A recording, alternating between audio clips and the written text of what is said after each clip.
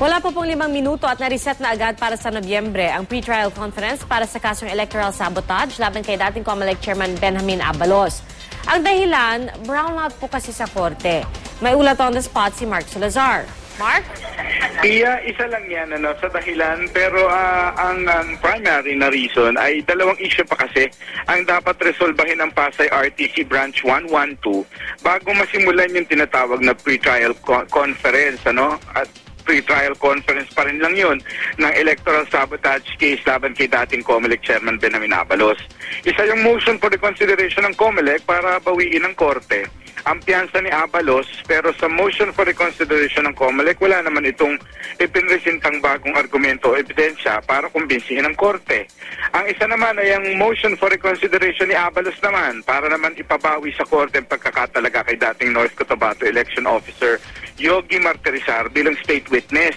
Ang gusto ni Abalos, ibalik siya bilang co-accused ni Abalos sa kaso.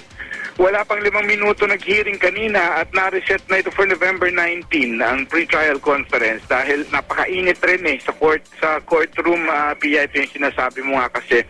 Simula pa kasi 6:30 ng umaga, wala ng kuryente sa Pasay RTC dahil sa pumutok na transformer, hindi kalayon sa kanila, konektado sa kanila.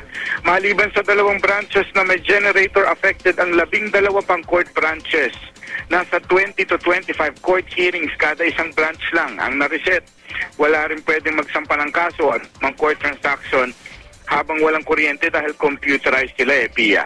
Alright, so maraming apektado, no, Mark? Pero yung itong pre-trial conference, yung susunod, kailangan bang dumalo ni dating COMELEC Chairman Abalos sa Nobyembre? Hindi naman hindi nila kailangan dumalo sapagkat nung una pa lang ay sila naman ay nag-submit na ng waiver to appear. So, mga abogado lang ang uma-attend itong pre-trial conference, Pia. Alright, maraming salamat, Mark Salazar.